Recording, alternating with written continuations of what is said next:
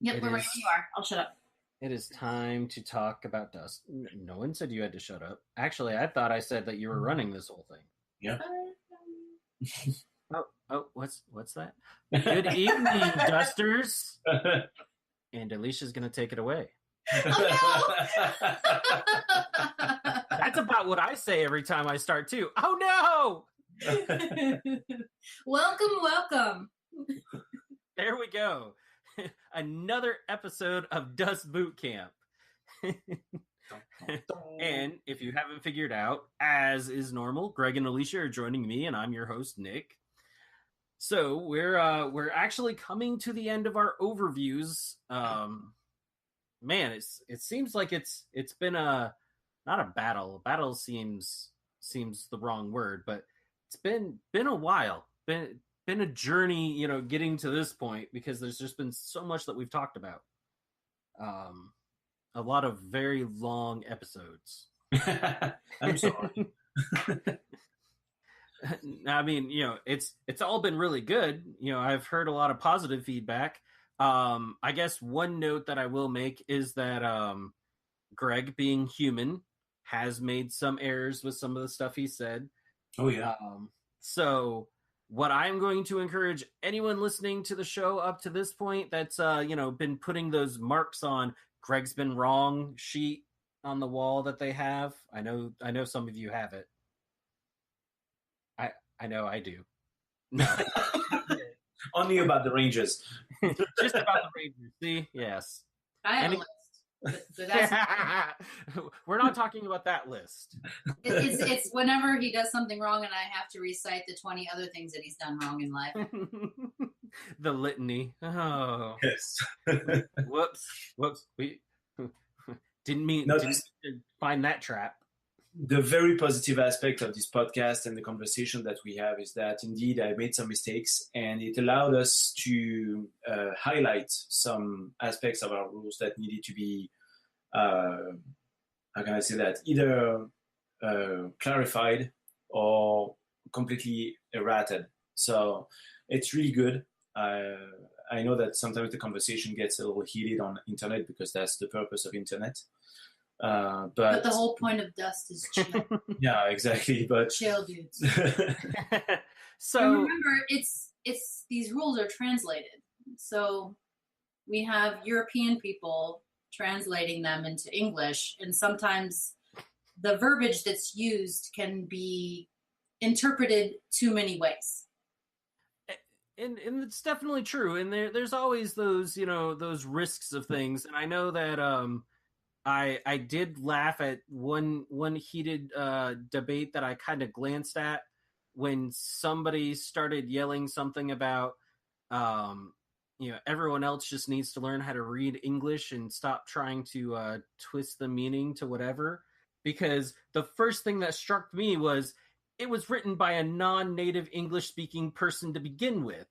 How can you tell us we have to learn English to correctly read the rules? And in America, we're still debating our own constitution. I mean, it's the first set of rules, but it's still up for debate. Right. So,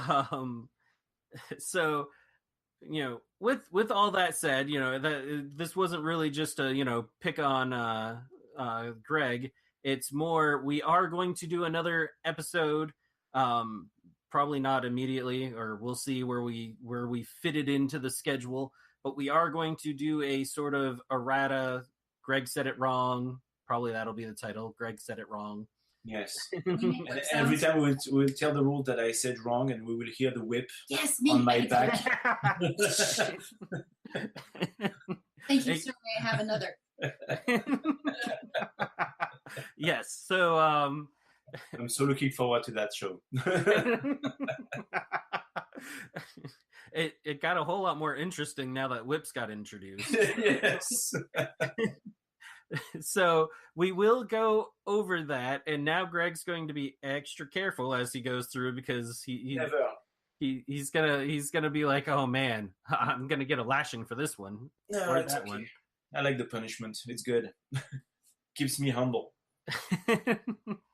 But yeah, actually I laughed. I put out the latest episode last night, and I didn't actually get to read the whole thing, or I couldn't find it later on when I was looking, but I saw that somebody posted and went, hey, on this page and this isn't right. And I was like, huh, what? I only posted that a couple hours ago. It's like 4:00 in the morning. Yeah, exactly. But okay, I got to remember that Greg was wrong again and find this later. No one will ever forget. No one else will forget. They won't let us. But yeah, so I did want to throw that out there for everyone. If you have caught something and it hasn't been explained, or even if it is something that Greg said, oh, that's going to be in the next errata, go ahead and send me an email, nick@skirmishsupremacy.com, with it. And when we do that show, I will go through them. I'll probably go through them before. Maybe I'll even pull out the sound bites and be like, Greg, on this date, you said this. It'll sound a whole lot like Maury. No plausible deniability. But tonight we're going to be jumping into Mercenaries and Mythos. Yes. And I just realized this episode is Eminem.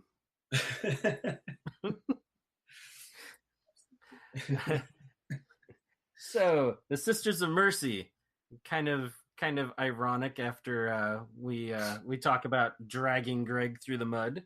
Yeah. So the Mercenaries, their background is really simple.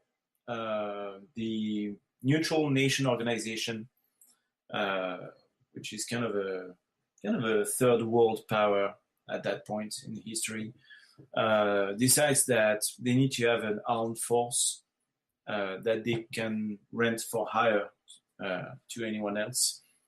And it happens that they are mainly made up of women because these women are fed up with the war and have decided that, in a very Lysistrata way, that they need to end up the war, but instead of doing a blackmail based on sex, they're just going to kill everyone.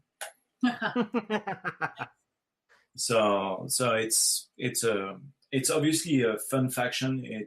It's really, I mean, we are getting a little away from the historical realism that some of our players like.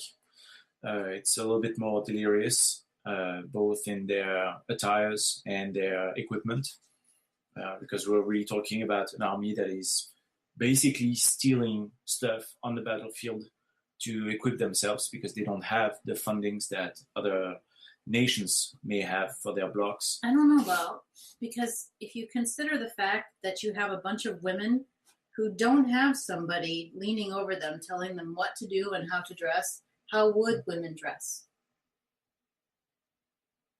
I like your logic. Yeah. In the other armies, you have hired over them, organizing them and telling them what to do and how to dress. But in the mercenary army, it isn't. I guess we have Wonder Woman and the Amazons to look at. Yeah. But the problem is that if you dress like people from the 6th century before Christ, they're going to be in trouble in modern warfare. So, but yeah, the mercenary is really, so as the rules say, if I remember correctly, it's not a faction by itself. It's not a block, but it is a block, but it's not a block with factions in it. And it's a block that can play with other blocks. So you can play the mercenaries by themselves, but you can also play the mercenaries inside any other block of the game. Right. That makes them particularly useful and tricky to create for Olivier, because the tests are not only inside the faction or inside the block, but they are going to be also across the whole game. When you release a mercenary, you have to make sure that it makes sense in an SSU army, in an Axis army, or in an Ally army, and now in a Mythos army. So that's a lot. It definitely does make it interesting, because they can also go into platoons. Well, As replacement, yeah. You can use one mercenary unit to replace one unit from your platoon if needed, and still get the platoon rules. And get the faction bonus, correct? Faction bonus is independent from the platoons. The faction bonus happens because you have 75% of your army list that is composed of one faction, and you have no other faction in it. The Right. Mercenaries not being a faction, you're good. So, well, doesn't I thought it also specified that it had to be your block, but that the mercenaries were the exception. Mercenaries are an exception to a lot of things. So when you build your army, you have to have 75% that belongs to the same faction or block. Okay, and in the 25% that are left, it has to be part of the block or mercenaries. So I can build, for example, a heavy ranger army. I'm giving this example just completely. And completely. And decide to have a wrecker in my 100-point army, and this, or a mercenary cleaning squad to be more precise, because the wrecker is 11 points. But I can have a mercenary cleaning squad for 10 points, for example, and decide that it's going to be still a faction army, because I have obviously more of the heavy rangers. Sorry, a block army, and still have my bonus at the end. Right. I can do that also with a steel guard army, and then I decide to put the above mentioned wrecker and still get my faction bonus. Yeah, which definitely can fill in some of those gaps that we've talked about with some of the factions in when you're composing it, and you may not for some reason like whatever else is on offer, or you just went out and like the mercenaries and want to be able to use them some more. Some of these units are really meant to be played by themselves in a mercenary army, to be honest, but some of them are really meant to complement what's missing from another army. We will see that when we go through the details, but it's going to be pretty fast, honestly. But typically the latest meat grinder that has been released recently is really a good option to a lot of armies that need this mobility and this artillery at the same time for a good price and with quite a bit of resilience to it. So it's a good choice in my opinion. So I like to use it, for example, with my my army box of the Mythos, because they need this extra cover for the first round to not get shot and blown to smithereens, Right. too fast. So yeah, that is a good choice. I mean, the starter set is amazing. It has probably one of the best infantry units in the game, because the mercenary cleaning squad is just insanely good by itself at mid-range. But with Tanya, they just become the biggest thorn that you can put in the foot of your opponent, because Tanya is going to give them defensive tactics, and having damage resilience on basically 9 HPs makes the unit really, really one of the best tank units in the game. You just put them in a scenery element, and you just wait. And at a point the enemy comes in range, you just move towards the enemy, and you have 2 flamethrowers, 3 grenade launchers. I mean, nothing resists that, and 3 demolition charges also for the sake of it. Not even mentioning the not wearing anything get damage resilience.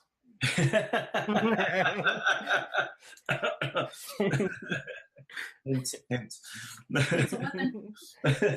It's a weapon. It's a weapon. Mm-hmm. So mercenaries are very limited right now, again for obvious reasons. When we come to the heroes, you have 3 of them. You have Tanya that I just mentioned, which for 7 points is amazing. You have Luisa, who's a pilot for 12 points. A pilot that is interesting, even though right now she's only a Dust Elite. But she's quite powerful. She basically pilots a wrecker, and she has a wreckerless rifle with it. just for shits and giggles. just for the fun of it. Yes. It's a side weapon. With killing spree. So it's always interesting because every time you're gonna hit with your ranged weapon, you're gonna roll again to hit. So it's pretty convenient when you have an anti-tank weapon, you know, and you can just shoot and shoot again. That's pretty interesting. She's really expensive though. And then the third hero is Emma. Emma right now is only available through the organized play kit that we sell, but she's going to be released in a mercenary hero box later, either this year or beginning of next year. But Emma is, for 4 points, a very good choice. She's a medic. She's a combat medic, meaning that she's a solo. She's not part of a command squad, but she will be using medic special actions like a command squad medic. So, and she can join a unit. So that makes her really efficient. She has Brave and Cheat Death, which makes her also really resilient to damages. And she has Lucky, because Lucky is really more for the sake of the flavor of the character, because she only has a small pistol that is really mediocre. But it's always funny to have that when you need it, you know, when you desperately need to shoot someone in the head. There are definitely a lot of times in Dust where you need to do that. Yes. Her speed is also a little something that you have to take into consideration, because she's one of the rare mercenary that has a speed of 2. She's actually the only one. Move of 2 and march move of 5. So really fast runner, but not so fast when it comes to having another action behind it. So you have to play her a little. I like to play her by herself, to be honest, because that way she's really free to move wherever she wants. And for example, she can stay 1 box away from Tanya and her cleaning squad, and you just heal Tanya every time she takes damages for the rest of the unit after rolling for cover and damage resilience. So that makes the unit a big thorn in the side, but it's also really fragile when it comes to face artillery. So again, pros and cons. Nothing is completely broken in this game. So nothing is completely broken, but No. maybe mildly so. I mean, it's a game, and you know, there's always things that are going to not be quite right. That's just the nature of it. That's why we have erratas and balancing and actually 2nd, 3rd, 4th editions. You know. So when it comes to units, I already mentioned the cleaning squad, which is obviously a good choice, although expensive. You have 2 machine gun squads that are a little different. The main weapon, the machine gun, is obviously the same. It's a heavy machine gun. So you're going to shoot. You have advanced reactive fire. It's really nice. Anti-infantry. And then you have the side weapons. And the side weapons are really something that you don't want to neglect on these units, because one of them gives you an entire craft ability with a bow rifle. The other one actually gives you access to even more firepower at close range with a shotgun. So it's really something that is. I like these units because they are tremendously slow. They move 1. I mean, it's really something that you're not going to go full frontal with your opponent with that, but you can really mow down the enemy infantry with it by putting them, you know, in a good place right at the beginning of the game. And then when they come closer, they get even hit harder. So I really like these 2 units. They're really interesting to play. Typically, also another unit where you can put Emma in to make them even more resilient, because 3 HPs is a little weak, especially with armor 1. But if you have Emma, you can start to heal them. So it can be really funny. So now, which one of those, because there's 2 of them, which one of those has the shotgun in it? The shotgun is the heavy machine gun squad 2. Okay. I'm looking in the the Dust app, and Uh-huh. I'll use the handy dandy little report a bug button in a minute. Because it's not written to. It's written as a submachine gun. They're Oh yeah, identical. actually, the same card has been put twice, but it's already been corrected. The update should arrive either this week or next week if everything goes right. Yeah, but I just want to start it off. Damn it, Jim. Yes. I love him for that.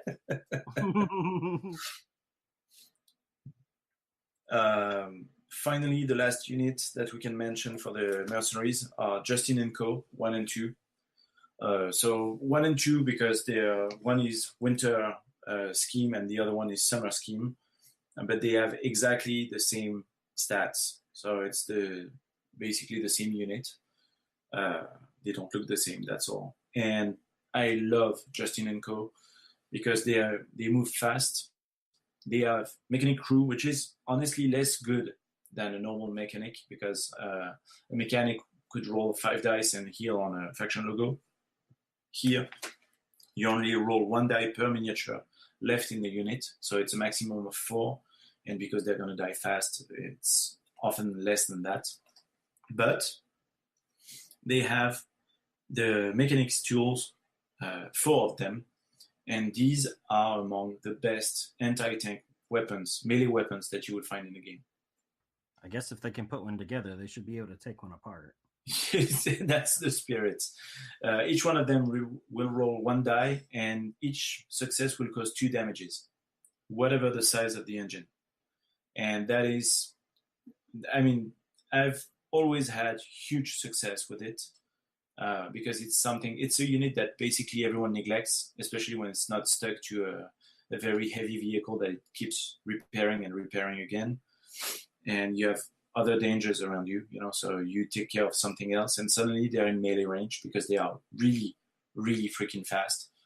And yeah, you just stick them next to a medium or light vehicle and it's going to basically one-shoot it. And against a heavy vehicle, you're going to cause some serious damages that will make them suddenly really dangerous and will divert the fire of the enemy units on them, meaning that your other units will be able to move forward. So it's always a win, either because your opponent is a little on the noob side and doesn't pay attention to these kind of things, or because you built your army in a way that it's really overwhelmingly activated when you have between 10 and 12 activations, or you have something that is so big in the middle that it's really dangerous and they don't pay attention to the small ones. So it's never a waste of points, especially at 4 points. It's always good. My personal opinion on mechanics is that people don't play them enough. It's like aircraft; they haven't seen yet how much the game has changed and how much valuable they can be. Let me show you the power of aircraft. Yes. But when people realize that, yeah, it's gonna be a fun unit to play because it's really versatile. So. Okay. So one of the things that it popped in my head as we were talking, but didn't really get mentioned at the beginning is the fact that mercenaries can go with any faction. They can also bring any faction with them. Yes. So, you may, Emma's slow, or these people are only good at midfield. You may end up with some Desert Scorpion trucks and cruise across the field, jump out, lob a bunch of grenades, flame some people, and yes. Get back in. You know what? They're the World War II version of internet trolls. Funny enough, I've always been sure, for whatever reason, again, probably my sick head, that you couldn't share, a vehicle that was not part of your faction to transport your troops, or that officer action couldn't target anyone that was out of your faction. And I've been shown that I was wrong, unsurprisingly. And see what? Were there whips? Yes. and That's actually he remembers. so yeah, it's really funny to actually outfit your mercenary army with some block vehicles, other blocks vehicle, just to make them more mobile or more resilient. So it's kind of fun, yeah. Indeed, the Desert Scorpion trucks are always a good choice. So yeah, no, I was thinking of that as you said. They're slow. I'm like, well, if they took some trucks, they wouldn't be so slow. Wait, yeah. They could do that. No, it's actually something that I haven't experimented with yet, because again, I discovered that really late. But it's definitely something that I'm thinking about for future builds, especially when the mercenaries get fleshed out a little bit more. It's going to be interesting to do these kind of things. Yeah, because the even more fun part with that is, granted, they may not keep any certain bonuses or whatever, mm-hmm. but if say they were working with allies, then they also captured this walker, because you can have a captured walker with you. Yes. As well, which is usually the only way you do any of that kind of mixing. So all of a sudden, you have, I don't know, well, probably not like grandma, but well, you can have a Nadia, which is really close. It's a double flamer KV-47. That's pretty cool. Yeah, exactly. So, all of a sudden your mercenaries are rolling on, and they're all in these fast trucks, and then you have, a double flamer walker running around. I mean, kind of sounds like, Masters of Mayhem right there. Yes, I was thinking Mad Max, but yeah, I like your comparison better. It's really, you can really make a hodgepodge of everything and still be relevant when it comes to gaming. So it's a fun faction indeed. But their vehicles are not that bad by themselves. No, their vehicles are not that bad by themselves either. Especially, the ones that are based off of, ally frames. You have both are interesting for different reasons. The Wrecker, for example, that is in the starter set, is based on an SSU chassis with Axis weapons. And that's a valid anti-aircraft option. It has damage resilience, which I know you really love. Oh, and, definitely. Yeah. It's SSU. Everything has it in SSU. Exactly. And it has a smoke launcher. And that makes it really obviously efficient with Tanya, which takes advantage of cover. So you move the Wrecker forward, you take your free action to pop some smoke, and you rush Tanya in the smoke, and boom, they're in cover. They get damage resilience. It's beautiful. I mean, really. And it really is, until somebody flies over you with a laser guided bomb and drops it on your on your unit. There's that. There are also the possibilities of flamers that are coming way faster than you expected, like a fireball with a crazy Jimmy in it, all these kind of things that can really do some nasty stuff. But yeah, in 80% of the cases, you're going to be pretty safe thanks to that, and it makes really for a sturdy army that can really, really resist the first assault. So when it comes to deployment, it's really convenient. So the Wrecker gives you this advantage. The Pulverizer and the Meat Grinder are way more offensive. They are based on Allies chassis. And actually, someone recently during a convention was telling me something that was really interesting, that the Allies, I think it was you actually, it was not during a convention, but Allies needed to be mobile all the time to be efficient. And it's really that. The Pulverizer and the Meat Grinder are really Allies chassis, and they need to move around, and they are meant to move around to find the right position and really kill something with extreme prejudice. So the Meat Grinder is an artillery, so obviously anti-infantry, smoke, plus you have, I think, four heavy machine guns. Four heavy machine guns.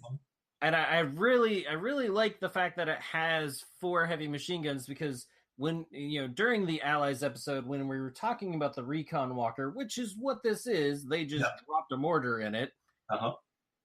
Jeez, that seems like a brilliant idea. Why don't the Allies think of this one? They thought about it. They just take a Meat Grinder. But we were talking about them having having the guns, the left, the right, and the front guns, you know, so they have coverage, you know, on, you know, everywhere they need it. Yep. Except for the rear, you know, and then on top of dropping in a, you know, mortar, they then turn around and take a machine gun and drop it on the back. Yes, because once again, brilliant. What a novel idea. Now the funny part is, you know, like the Allies, they have these standard, you know, they have their assembly lines and all that, but it does make me think in, you know, very recent conflicts you see where, you know, civilians and stuff like that who are fighting back against, you know, terrible, you know, regimes, freedom fighters, or, you know, whatever, you know, come up with all these crazy shouldn't work but work beautifully ideas. You know, it's just like, oh my god, I can't believe that. Or speaking of World War II, we had Jamie Tranter from the infamous JT on the show, and he's doing a thing on the Warsaw Uprising during World War II, and they had this one vehicle that they, you know, I mean, they had many of them, but it was called a Kubus. And it was a Chevy truck that they stripped down and made into a troop carrier that had a flamethrower on it and a machine gun from, like, they had the top that could open up that, you know, provided armor. But these are just people who have spent a majority of the war under German occupation that built this under the noses of the German, you know, and that's actually the feeling when you look at, like, the mercenary vehicles, you know, as you said, the record, you know, makes for brilliance. Exactly. You know, hey, I don't have this. Screw it. I will build it. These people have nothing to lose, and so they play for keeps. Exactly. And that is what makes them, you know, badass. That was part of why they actually they were the first box set I picked up for Dust was the starter, which my son has scooped up and he is using to supplement his zombies. Good choice. It is. Just in case the zombies are not resilient enough by themselves. Right? He also then has flamethrowers and everything else. I think he listened to you when you were complaining about the lack of damage resilience, and he's playing as many damage resilient troops as he can. Probably. He's like, all right, damage resilience. That's what I'm going to go find. Zombies, they get a cover save all the time. Yes. It's psychological warfare against you.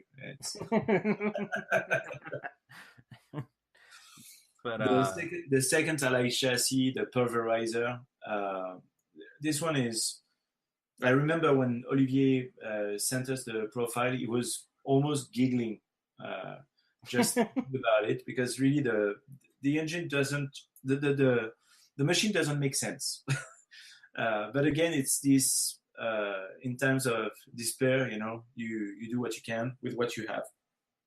So it's an Ally chassis with 2 recoilless rifles and scout. So range 8, move of 5 on the first round with an attack. So you're gonna hit absolutely anything you want on the table on first round, and there's even a high chance that you're gonna destroy it. So it's really, really funny. I mean, this vehicle is really nonsensic in a very good way. It's quite expensive. It's 14 points, so it's an investment. But again, it's a vehicle that you can take with any other faction that gives you options that you wouldn't have otherwise. So you say really expensive, but that's right on par with a light pounder. Yeah, but it's actually, the pounder is a little cheaper. It would be on par with almost with a barking dog, which has a bigger firepower. But right. You don't have the scout. You don't have, you know, this versatility. So it's really a good choice. Again,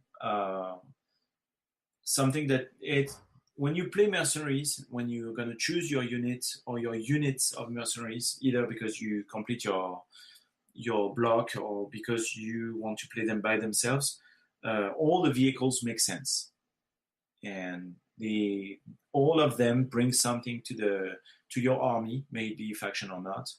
And the pulverizer is really this. I would say it's a glass cannon because it's still fragile. It's only armor 3, but it has 6 HP, so it's still quite resilient. But it's really something where you're gonna go fast and hit hard, and then you're gonna wait and see if your opponent takes care of it, and if they don't, you're gonna do it again. Right. There's a certainty to it that makes your opponent have to take care of it one way or another.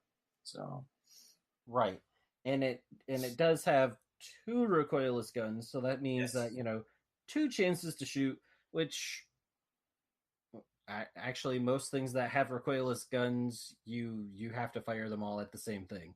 Yes, no matter the number you have. So that is a huge amount of versatility in there. Yep. I'm seeing on the card here in the app, it says that the recoilless gun has grenade. No, it's a mistake. Okay. I play, enough of the ally stuff. The allies, I don't recall recoilless guns having grenade, but maybe this is something different for them, or maybe it's No, I don't remember any of them. No, I don't think so. I mean, it still has the it causes an explosion against infantry. Recoilless guns are great. They don't necessarily need to remove anyone's cover, but Actually, you know what? Let me check, because Luisa has a recoilless rifle that has grenade. Maybe it's. I have a horrible doubt, so I'm taking my book. I noticed the barking dog doesn't have it. Rattlesnake doesn't have it. Bushmaster doesn't have it. So no, it's just an ability that Luisa has. But the paper card for the pulverizer is correct. They don't have grenade. So the app has a mistake. Please press the button. I will. Damn it, Jim. Sweet. I still get it.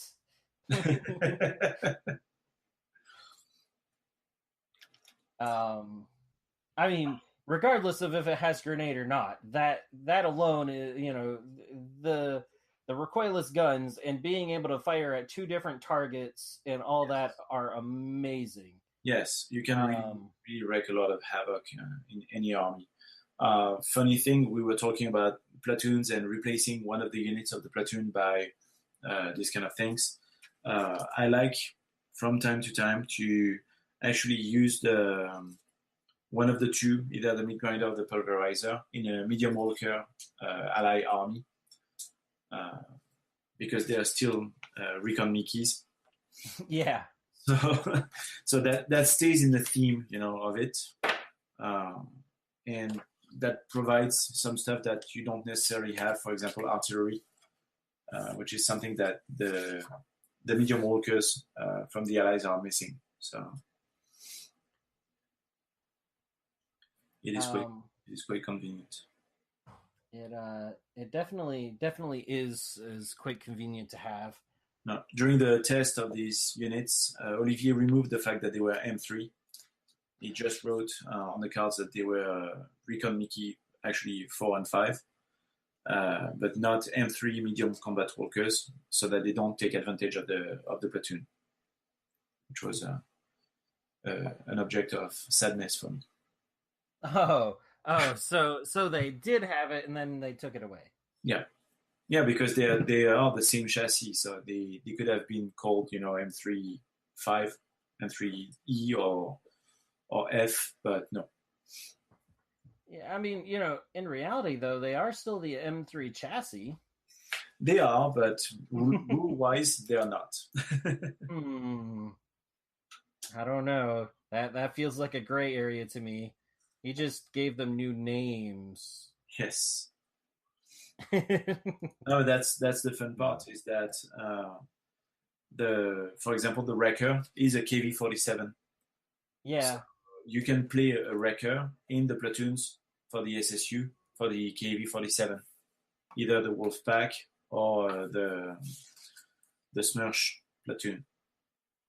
So it's really fun as a support unit. Interesting. Yeah. I actually faced an SSU army recently with 11 walkers, 11 KV-47 on the table. That hurt a lot. Yeah, that's quite a few. I had my Cthulhu army actually, and he basically killed my 2 spawns in 1 round, along with Tanya and the sisters that were in cover. That was 1 round. And then basically I killed 7 walkers with my Avatar of Nyarlathotep. The game was, the dice were spiking everywhere. Wow. It was insane. We were out of statistics during the whole game. You would roll 6 dice, hit 5. I would save 11 times, save 10 times out of 11. The game was really hilarious for that. So. But yeah, the mercenary walkers are interesting, but indeed the Allies chassis lost their M3 denomination, so you don't take advantage of this kind of platoon. That is a bummer right there. It is, but at the same time, the meat grinder with this artillery really gives you some options. If you don't go all in with the allied medium combat walker like I like to do, if you play this kind of mix of USMC with 3-4 walkers and then half a dozen infantry units, you're really happy to add that. Or you can go what I would call full stupid and go with a build that I discovered recently that is really fun when you play 5 units of war dogs.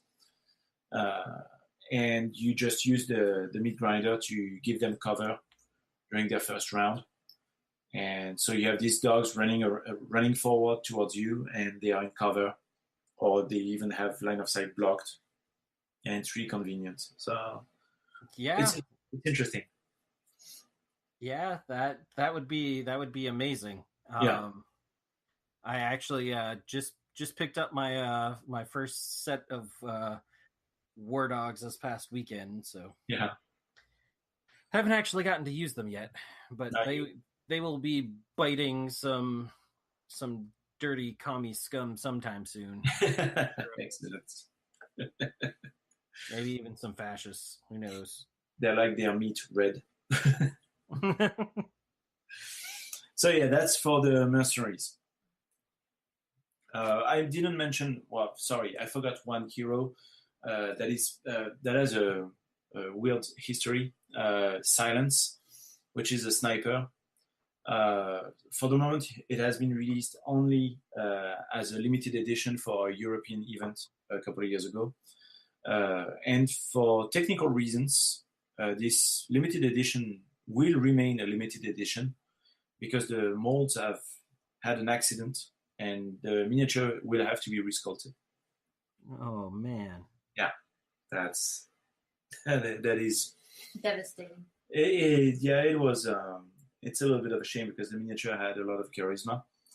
But the profile in itself is nothing to write home about. It's a regular sniper, so snipers are always useful. This one has the advantage of being a hero, so being a little bit more resilient because of the number of HPs by itself. But nothing fantastic. It's a good choice when you have a few points left in a mercenary army, or if you want this solo sniper, that does some nice stuff, and you don't have what you need in your faction. Greg, you don't like snipers, do you? I love snipers. I'm trying to refrain myself from telling this kind of, you should always have an aircraft, a sniper, in your army, because they're always useful. It's just that some snipers really stand out, and right now the best snipers that I've seen in the game are SSU to me. Oh yeah. Angela in the Axis is interesting, but she relies on dice rolls, and I'm not especially lucky with dice. I'm not unlucky. I'm just average. So I don't rely too much on the killing spree on a sniper. But snipers like the Steel Guard Sniper Squad or the Rosa, for example, from the Spetsnaz, are really, really snipers that are really interesting, either because of the raw damage that you can cause or because of the side effects of it, like and stay down that Rosa has. That is really amazing. So definitely. No, I mean, you just were describing silence, and you're just like, if you have some extra points, you should, you would add, you could definitely add her. And, all last week when we were recording all the SSU stuff, you're like, and if you have a few extra points, I guess you could take, and I'm pretty sure you did that with the Axis. And so it's just been a trend. You're like, if you happen to have any points that you don't know what to do with, snipers are cheap, so you might as well take them. Yeah, exactly. Apart from the Steel Guard Sniper Squad that is expensive, it's 9 points. The other sniper squads are really meant to complete your army when you have these few points left and you don't know what to do with them. And they're really convenient for that. So it's never something that you're going to choose first, but it's always something that you're going to keep in mind. And it's often something that you're going to have in your list. Yeah, definitely. Points that you always have left. So I know I was thinking about silence at a point. I was about to say the USMCs, for example, will enjoy having silence, but it's going to not be true anymore starting in March because they're going to have their own sniper squad, which is pretty amazing. So yeah, if you'd hurry up and release that and get it into my hands. It's on the boat right now, so it should arrive in the first 2 weeks of. It actually needs to arrive in the first 2 weeks of March. Yeah, there's this little thing called Adepticon right around. Yeah, just that. I mean, a tiny little, just a tiny little convention. Yeah, a local gathering. Yeah, just a few people show up to it. Yeah. So yeah, mercenaries are when you play Mercs, the way I play Mercs, I should say, snipers are never necessarily something that I need because the raw power that you have with Mercs makes that you will kill what you're shooting at. So you don't need this extra HP, to aim at the officer or these kind of things because you're going to wipe out the whole unit. And you will have enough possibilities to do it because you have long-range weapons with the vehicles, and then this medium-range, really absolute power. And I say that with the Emperor Palpatine in mind, because it's really that. It's suddenly you arrive in range and you just shoot lasers and lightnings everywhere, and so it's really fun.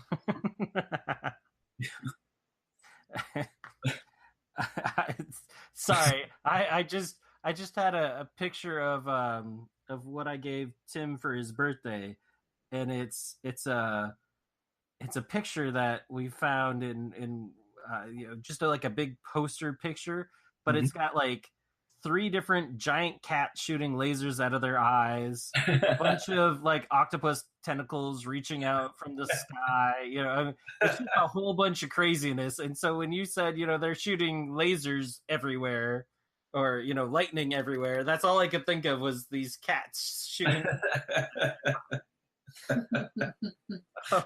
Internet will destroy us. Exactly.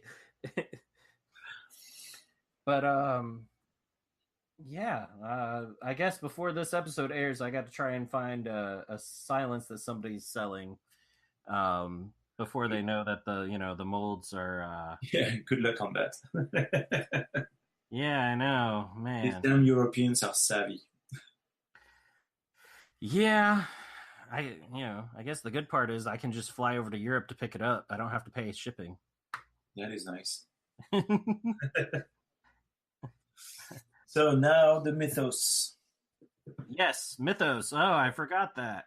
No. So the Mythos It's gonna go fast. Right now, at the moment we record that, the only release is the army box. So 2 spawns of Cthulhu and 1 avatar of Nihil Aftertep.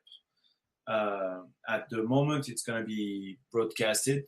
I guess that we're gonna be close to the release of the starter set for the Mythos, with 3 new units in it. So I'm gonna start with the army box. This army box was, it's actually the first army box that we release like that. And it's the first of a series that we're going to release for every single faction that has a starter set. It's always meant to complete the starter set. And we released this army box before the starter set, again, for technical reasons, because this army box was ready way before the starter set. We had some issues with the skulls of the cultists. And we had to fix them before we could release them, because we don't release products that are half-assed. So the army box is really an army box of extreme. You have 3 gigantic monsters, one of them being on an ally aircraft base, so two boxes. The other 2 being, I should say, medium walker size, with an armor of 5, but they are crazy expensive in points, because the spawns are basically 23 points each, and the avatar is 35 points. So we are really in range with the most expensive options of the Blocs armies. To justify that, they also have firepower that is superlative, I would say, because the spawns of Cthulhu are melee monsters with 2 claws that cause a ton of hits on everything and a ton of damages on vehicle and aircraft. They can punch aircraft because they're flying. They have charge, they have first strike. So really, when you charge something, you go there with a serious options towards killing it. Obviously, you can botch your dice because it's still a dice game, but it's really, really extremely reliable for that.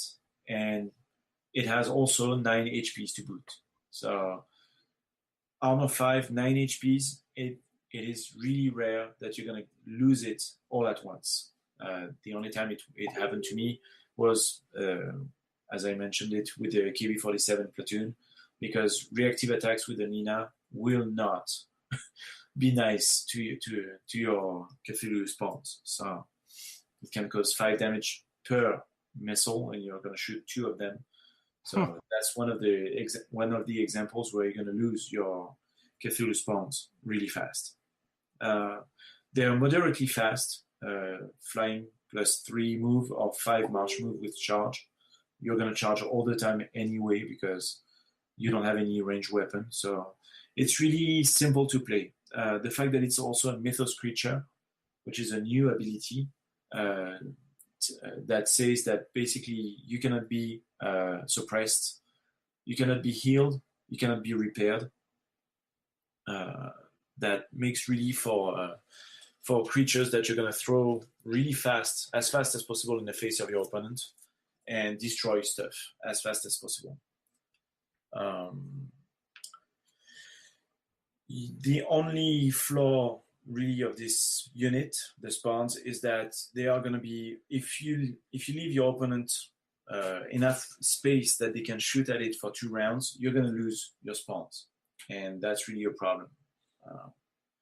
Also, they cannot control objectives. So when you play this army box, you know that you let go of the scenario most of the time. Right. Being so the Mythos creature says that it cannot be suppressed at any time.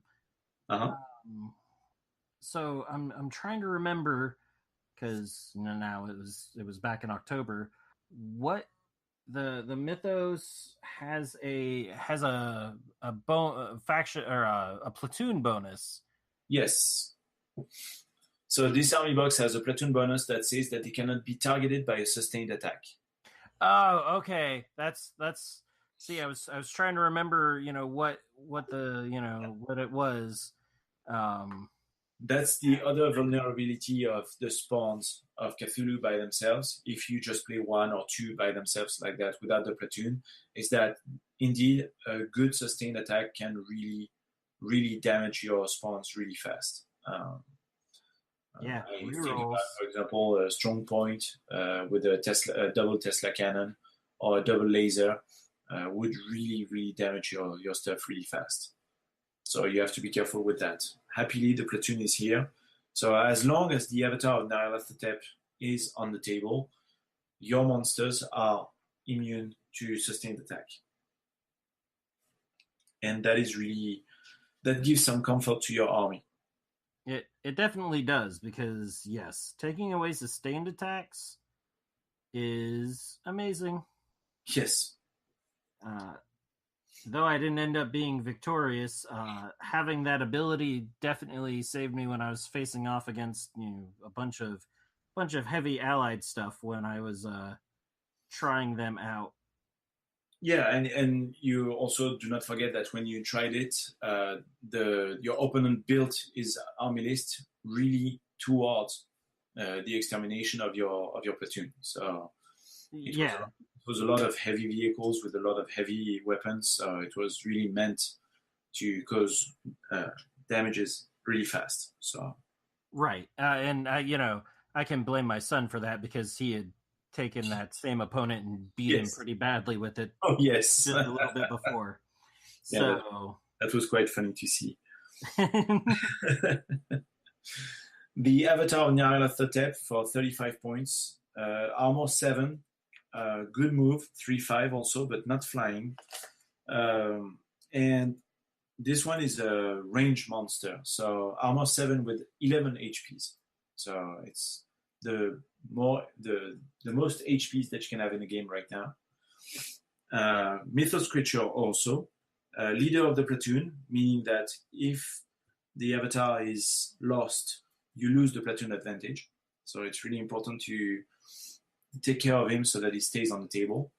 To help you with that, so as I said, number of HPs that is quite amazing, armor that is amazing, and your favorite ability ever, damage resistance. Yes. So that really helps having some staying power on the table. In addition to that, the raw damage output that this monster has is amazing. You have one basically super heavy flamer with a range of 3. It's called an Eldritch Fire. So 2 templates on everything on the table. And the bigger, the more damage you sustain, basically. You can have up to 4 damage per hit on a vehicle level 7. So you can one-shoot a heavy vehicle, by burning it to the ground. And in case you would miss it, you also have the claws. So 2 claws, again, same stats as the other claws. No ability to hit planes with it because, again, he's not flying, even though he's really, really tall. But these claws are really efficient and can cause a lot of damages also. And then the cherry on top of the cake, of the icing, of the cake. Mm-hmm. The Psychic Scream. Psychic Scream is a 1 per game ability that functions as a flamethrower, except I shouldn't say that. It is a weapon that has a range of 3, but it hits everyone, allies and enemies, in a range of 3, up to 3, all around you. It's a turret. Okay, so 360 without line of sight, and that ignores any save, cover, or infantry. Yeah, and that is devastating. Yes, and the bigger the target, the more damage it will sustain. So on a vehicle level 1, you're going to sustain 2 damages per hit, and you can be hit once. On a vehicle level 7, you're going to cause 4 damages per hit, and again, you can be hit once. It also hits planes in a very dramatic way. So it's something that you have to measure carefully because, as I said, you're going to hit also your units. And on a typical armor 5, so for example, the 2 spawns of Cthulhu, they can go up to 3 damage each. So sometimes that will kill them if they have already sustained damages before. So you really have to be careful when you place your Avatar of Nyarlathotep, and when you use this power. It's typically something that you're going to hold back a little bit and use, I would say, mid-game when you want to take an edge on your opponent by destroying some key units that he has on, again, for example, placed on an objective or this kind of things. So the Psychic Scream plus the Eldritch Fire really can cause a ton of damages on absolutely everything on the table. That's pretty convenient. So it's really expensive. It's 35 points. You will lose it because it's not invulnerable. It's resilient, but it's not completely impervious to damages and hits. Again, you have some obvious stuff that are really going to cause you a ton of damages. Phasers, you're not going to like them a lot. Teslas are your bane, the bane of your existence when you play Mythos, because you're not immune to stun, ever. So a good Tesla can really render your first action completely inefficient, and then you will have to choose between moving and shooting, and because you have really short distance weapons, it really, really hinders your possibilities. So it's really something that you have to take care of really fast, either by not giving them line of sight, but again, with this kind of huge vehicles, it's complicated. It's extremely complicated. Or because you will sacrifice your Cthulhu spawns to throw them at the Tesla weapons that your opponent has and to make sure to destroy them. So it's one of their really vulnerabilities. Right. I mean, yeah, the biggest thing is that, there's 3 of them, and they make up more than 3/4 of your army. You have 81 points. Yeah, I was gonna say you have like 29 points left over. So it's not even. No, it's 19. 19. Yeah, not 29, 19. Yeah, it's a massive chunk of your army. It's really something that you have to take into consideration when you build it. Obviously, again, it's really resilient. I'm not going to try and tell you that it's super easy to take care of them when you're facing them, but it's a big risk, big reward type of list. You take a lot of risk because you're going to have very few activations, so you can be swamped really fast. You're going to be vulnerable to Tesla. Funny detail, you're going to be vulnerable to weapons that have grapple for the same reason, because it stuns you, even though it's in melee. And because it's in melee, you won't have any cover save or this kind of things that could save you.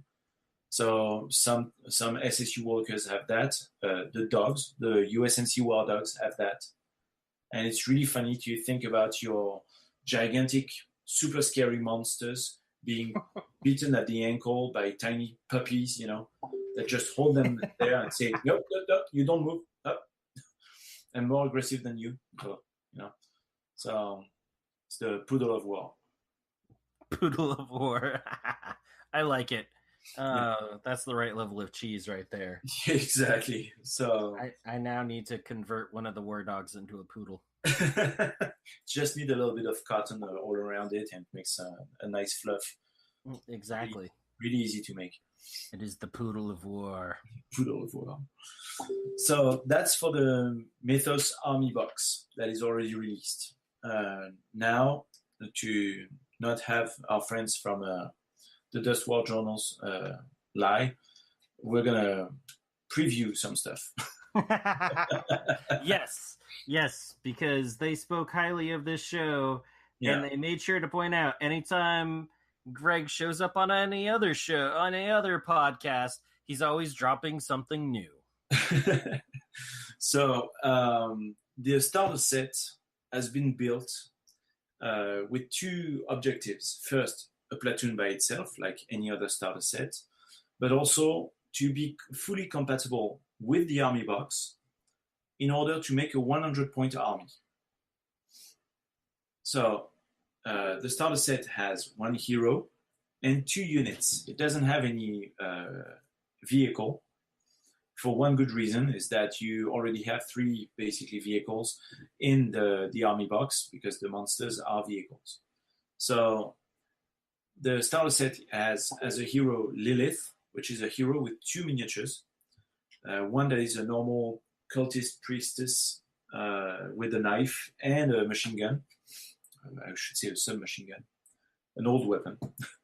And then the second miniature is the same priestess but turned into a monster, a gigantic, horrific monster with a ton of teeth everywhere, which becomes a melee monster, absolutely not ranged at all, but kind of deranged. Have you had a chance to listen to the Dust War Journals episode? Yes, it was. I actually had a good laugh when they were describing it.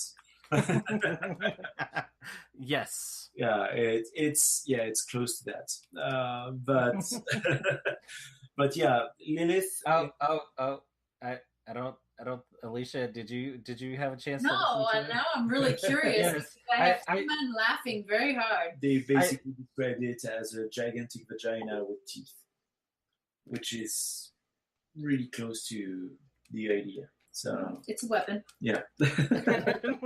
Oh yes. Oh and yes. And one of the guys was actually laughing at that, saying that for people who really have a problem with the sexualization of Dust, they really need to understand that yes, there's a pot of cheese in it, and it's all for a good laugh. So yeah, no, it was kind of hilarious because I was like, yep, that kind of matched up to what I thought when I saw it. I'm like, oh, that yeah. Yes. I'm good with that. So Lilith has 2 abilities, obviously. One that makes her turn into a monster when she's damaged. So every time she sustains at least 1 hit, 1 damage, she will turn into this monster. And she becomes a melee monster. And this melee monster, every time it destroys something, can can heal itself. And obviously, when the monster turns into, heals itself completely, it becomes Lilith again. So you can go back and forth with Lilith this way, and have a good leader with a nice ranged weapon, or have this melee monster that has a ton of attacks and can really shred a lot of things really fast. That's for the hero. The first unit are the cultists. If I remember correctly, it's the cultist fire squad. So it's a very basic 5 miniatures unit. They all have the same weapon. Isn't it a Tommy gun? Yes, it's the old Tommy gun. So really not a huge firepower because the Mythos will be equipped when it comes to ranged weapon with older weapons. We're talking 10 to 20 years before. So not a huge firepower, not a huge range, but they are dirt cheap. Like really, there are 5 points for 5 miniatures. They move fast. They can shoot a ton of dice at short range on infantry level 1. So again, the typical anti-infantry, shenanigans, very nice for a very good price. You can put Lilith in them and lead them really efficiently with that. With Lilith that can repair itself, that makes for actually a sturdier unit than you would expect. Because every time Lilith is going to destroy something, she's going to heal herself. So you're going to have to hit again and hit again Lilith for that. So it can do it can give some surprises like that when you play this unit, either by itself or with Lilith in it. The stars of the starter set, in my opinion, are the Migo. So the Migo unit are cute. Yes. So they're so cute. Yeah, cute. That's what I was thinking. Yes, yeah, that's the first word that came right after. Oh my god! But so a unit of 3. It's an infantry. If I remember correctly, it's an infantry level 2, or maybe 3. It's maybe a level 3. I would have to double check. I don't have the cards with me right now. I'm waiting for my shipment. And these Migos have an ability that is called Spores.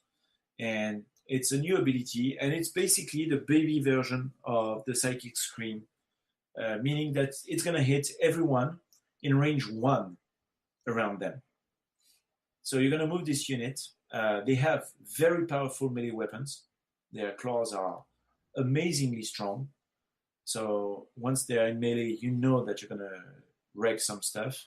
But the Spore is also giving you this extra option of targeting several units. You can play with the diagonals and these kind of things, and really put yourself between 2 enemy units that were stuck close to each other and hit both of them. So that's 8 squares around you that can be hit. That's really nice. Again, nice gameplay, nice options that it gives you. It's obviously a unit that your opponent will be scared of and will want to take care of really fast. And as I said, it's a platoon by itself. And this platoon says that when you play the starter set as a platoon, the units of the starter set are actually immune to Spores and Psychic Scream. And suddenly you have an army that is based on the fact that apart from the spawns of Cthulhu, everyone will be immune to everything. And that's, well, okay, the avatar could be hit by the spores, but it would be completely inefficient against it, so it doesn't really matter. But you're going to be able to use your abilities without taking care of the placement of your troops. And that gives some liberty to the avatar and the Migos that is really, really nothing to scoff about. So it's really, really nice. Because the two armies are the two boxes, I should say, make one 100-point army with 2 platoons. You really are ready to play right away with these 2 boxes. And the introduction of these 3 infantry units, the hero, the cultists, and the Migos, will give you the necessary options that you need to take objectives, for example. Right, because you have 2 to 3 units that are all infantry, so exactly. They're not Mythos creatures anymore. The Migos have an ability called Lesser Mythos Creature, but it's a different rule, so you won't have this kind of problem. So it is really interesting. The Lesser Mythos creatures basically meaning that they cannot be healed because you don't have a medic that is really wanting to go put some bandages on this flying. Actually, this mixes between a fly and a mushroom that can release poisonous spores. So yeah, they cannot be healed. But really, it's going to be a fun army to play with a lot of new gameplay options. Again, I will never repeat it enough, but kudos to Olivier because he really made some fun options lately with the new armies that we have. Maybe the Desert Scorpions, the PLA, or Mythos, that really are game changers, not because they're broken, but because they give other game options and change the way you're going to think about building your army in general, either because you face them or because you play them. So I'm really, really excited about the Mythos. And once again, I was mistaken on that because when they talked with Paolo about releasing the Mythos, I was really not convinced about it.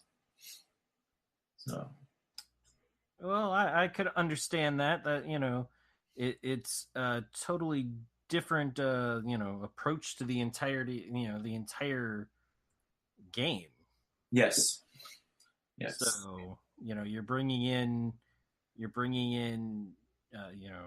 fantasy or dark Victorian horror Yeah, and at the same time, this portion of sci-fi because the Migos are actually from space, so it's really interesting. The whole arrival of the mythos in our game is also going to be really explained in our next book, Operation Hellgate, and it is going to change a lot of things in the world of Dust. Yeah, Operation Hellgate can't get here fast enough. There's so Genpa. many things that get explained in Operation Hellgate. Oh yeah, definitely. It's gonna show you why the mythos arrives now, how they arrive, what are the events that really launched their, I would say, their awakening, why their awakening is gonna justify the arrival of the Vrils again. You're gonna have, events that are on a world scale. So contrary to Babylon or Condor that were really, or Zerograd, for example, that were really battlefields and theaters of war that were really restrained to a certain area. And that's what we try to introduce with Endless War. The conflict becomes global again. And it's really, Hellgate is really going to change a lot of things for Dust. So it's really exciting for us. So it definitely is. I will be able to tell more about it probably in March. So close. Yeah. So far away. So. But that's fine because I'll keep bothering you even then. Oh yes, please.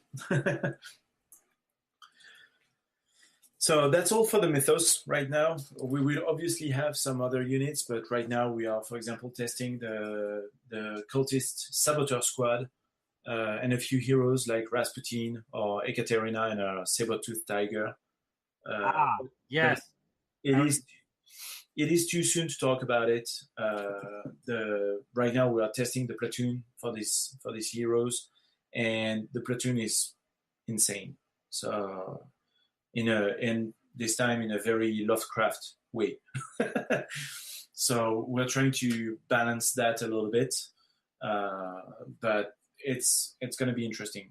It's going to be a fun, some fun additions to the army. So again, let's not forget that you can play Mercenaries with the Cthulhu spawns or with anything from the mythos, because money, has always the same smell for everyone. So yeah, you can mix with some Mercenaries. I personally like, for the 19 points that we were mentioning, I like to play Justinenko and Emma and some machine guns, because that gives you units that can take objectives, that gives you some range firepower. And as I said, Justinenko, when you have two spawns of Cthulhu rushing at you as fast as they can, you don't think about this small unit of 4 girls with a medic that are just running from a cover to another, and at round 2 or 3 are going to just punch your heavy tank and finish it after the spawns has damaged it really seriously. So it's interesting. It definitely is. Yeah. And there's definitely a lot of variety to be taken with the Mercenaries. Indeed. Yeah. Or, substituting them in for stuff, or just supplementing whatever else you're taking. Uh-huh. Whole lot of sneakiness in there. Yes. But all right. Let's see. Anything else? I was actually asked somebody. Oh wait, you know what? You did forget a mythos thing. Did I? The Purifier. Oh yeah. Well, the Purifier. How can I say that? Super fragile, super fast, super destructive. It's really a vehicle for the mythos, because again it's going into extreme. It's super cheap, obviously, for a vehicle level 2. It has this heavy flamer on the turret, so that's really super destructive, and it goes quite fast. So if you play it well, or if you go into a swarm mode by playing several of it, you're going to be able to do a lot of damages on your opponent's army. In the end, in a regular setting, vehicle level 2 die really fast. Yes. Almost anything can shoot at it, except very light weapons. And as soon as you carry an anti-tank option, it's almost an auto-death all the time. So it's a vehicle that is interesting. It's not a vehicle... my personal opinion, if you have the choice between two... even between 4 Purifier and a Cthulhu Spawn, take a Cthulhu Spawn. Interesting. Because in the end, the options that you have and the resilience that you bring to the table will be superior. So, and you know what? I'm glad I remembered the Purifier, because if you remember earlier when I mentioned the Kubas, they're almost identical in look. Almost. Like the Purifier has a turret and all that, so I was like, I'm describing this, but it's also like something else. What is it? It's a Dustified kit, so it's based on a vehicle that existed. Right. And the studio did a really good job at painting it with this old-fashioned camo pattern that is really reminiscent of First World War. So it's pretty cool. Yeah, it is kind of an awesome and different camouflage pattern. Yeah. But all right. Wow. I guess I don't know what to do, because we're done so quickly. We can rejoice, and you're going to be happy to only have to edit a short episode this time and not cut it in half. Figure out where I can cut it, and yeah. Yes. No, it's been fun. I definitely have to get more mercenaries here in the near future. Mm-hmm. And I am definitely looking forward to the cultist coming out. Actually, when I said that, I was told by somebody else, another Dust player, that if I get them, I'm not allowed to paint them like the box. I have to paint them like Emperor Palpatine's guard. They have to be the red. Okay, I'm okay with that. I was pretty okay with being told you have to do this. Yeah. You can't just paint them like that. You'd have to paint them like this. Okay. I'm good with that. It's a nice obligation, yeah. Then I had somebody else pestering me for any information I could give them on the cultist with the saber-tooth tiger. I don't have a whole lot, and it's too early to. What can I say right now? Well, apart from the obvious, like savage animal, that is going to be there. Right now, the platoon is about playing her in a unit of saboteur squad and make them spy. Interesting. Yes. And I'm guessing the saboteur squad is the guys with the fezzes that have been popping up. Yes, sir. Mm-hmm. So demo charges, short-range weapon, little guns, and everyone would be spy. So, well, everyone. One unit and the hero that is in the unit. And you would have to have the hero in the unit in order to get the spy advantage. Interesting. So, yeah. Because a saber-toothed tiger is really a subtle creature for spying. Yeah, exactly. It's all about being delicate and stealthy. Then again, a cook with 2 flamethrowers and a flamethrower fuel pack on his back is and a big chef hat. Yes, is really a subtle spy as well. I'm just a cook. I'm just a cook. Field kitchen, that's all. So yeah, but honestly, what I'm telling you right now is what we're working on. It could change completely before we release it. So don't take it with a huge grain of salt. But that's the kind of idea that we're working towards. We need to find the balance now. It sounds like a whole lot of fun. So yeah, it is. For example, at the point we thought about making them scout, but the problem is that it doesn't translate the idea properly. And with their movement, they would basically go mid-table and then just die. So, yeah, spy would make more sense. yes. I like the idea of spy with the cultists anyways, because that's kind of how how you've described cultists in general. Yes. How I've envisioned cultists, because they should just be, they seemed like normal people, and all of a sudden they were cultists. Yep. Actually, I have a scenario that I was working on a little while back. I wrote the first part of it, but the second part of it is supposed to be the artifacts that you find and all that get stolen. And it actually turns out that it's some cultists or fanatics that have stolen it. And I was trying to work in there that whatever the first unit is that finds it has to do some sort of roll or check, and if they don't make it, they actually are revealed to be cultists as well, and they turn on their unit, and then nice. they're trying to run off the board. And you have to stop them before they get away with the relics. That's pretty cool. Yeah, so been toying with that, and that whole idea of popping out of nowhere and, oh hey, actually we're with them. Are you going to submit it to the scenario contest? Maybe if I get around to finishing it up. Yeah, you have 1 month, so. Oh, there we go. And anyone else that's an aspiring scenario writer, they do have that competition going on. Yep.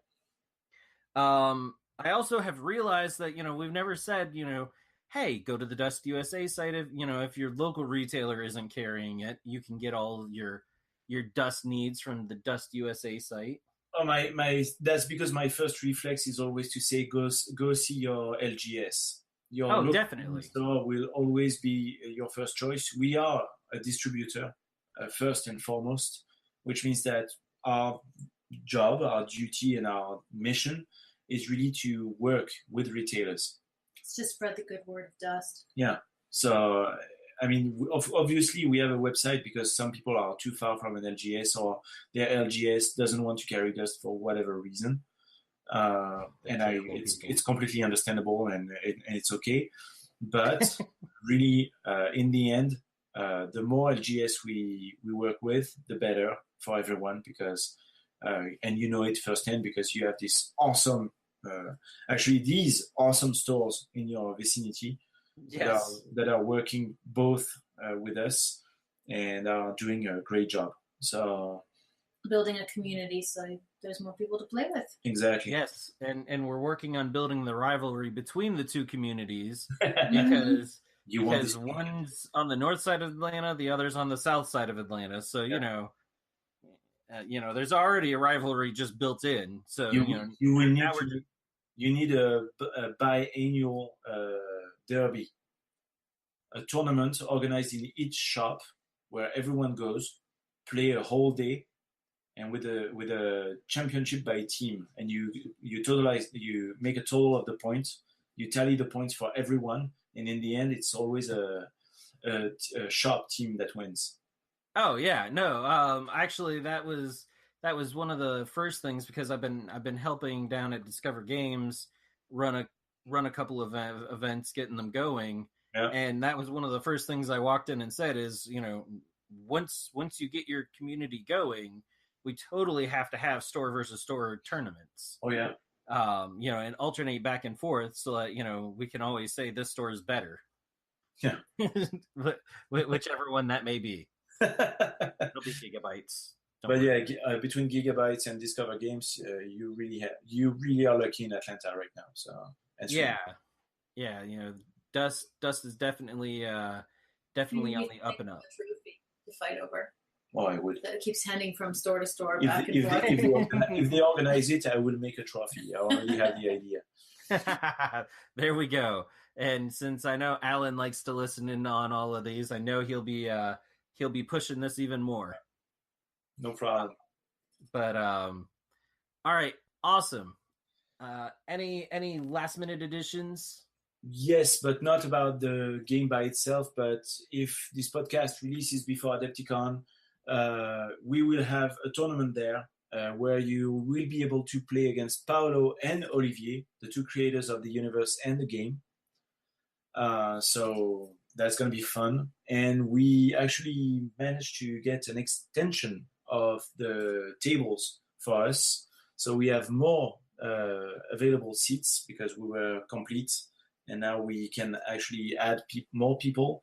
And we can also play later at night for those who want this extra game after their tournament. So it's going to be a fun moment.